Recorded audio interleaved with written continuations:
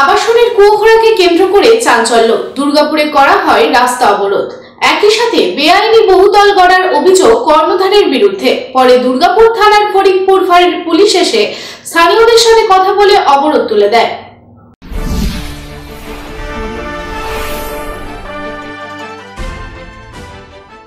দুর্গাপুরের 20 নম্বর ওয়ার্ডের আবাসনের কুয়োখোড়াকে কেন্দ্র করে চাঞ্চল্য ছড়ায় 54 ফুট এলাকায়।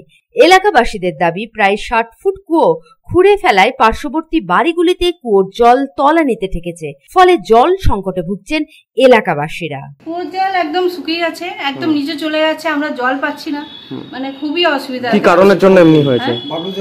এই বাবলু দাসের কুয়ো খুঁড়েছে, এর জন্য ওই জন্য আমাদের জল সারা মানে আশেপাশে সবারই জল একদম নিচে চলে গেছে।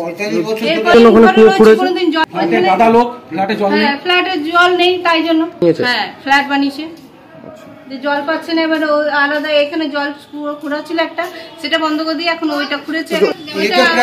প্রায় আন্দাজে বলছি 7 ফুট তো বটেই, 7 ফুট, হ্যাঁ 7 ফুট মিনিমাম। আর প্রায় আমাদের সব 50-60 ফুট 25 ফুটের।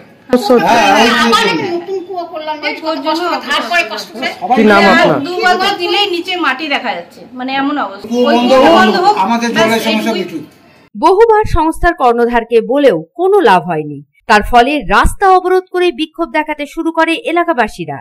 একই সাথে এলাকাবাসীদের দাবি, বহুতল নির্মাণের কর্ণধার বাবলু শাহ বেআইনিভাবে তার বহুতল নির্মাণ করে চলেছেন।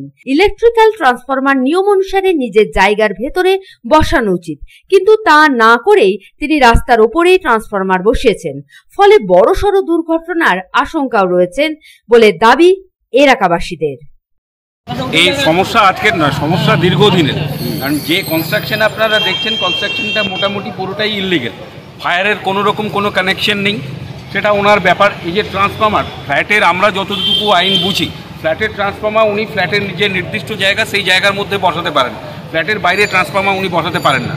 তাও উনি সেই বাইরের জায়গায় অ্যাকোয়ার করে আছেন। নট অনলি দ্যাট, ট্রান্সফর্মার থেকে ব্যালকনির যে ডিস্টেন্স, সেই ডিস্টেন্স আপনি দেখুন, যে কোনো দিন একটা দুর্ঘটনা ঘটতে পারে। ব্যালকনিতে কোনো বাচ্চা ছেলে থাকলে যদি বাই চান্স সে বাইরের দিকে হাত বাড়ায় তো লেগে যেতে পারে। এটা গেল। তারপরের সমস্যা হচ্ছে আজকে 4 বছর ধরে এই কনস্ট্রাকশন হচ্ছে। মেন রোডের ওপরে মেটেরিয়াল ফেলে রোডটাকে ক্লোজ করেছেন, ন্যারো করেছেন। বারংবার বলা সত্ত্বেও উনি কথা শোনেননি।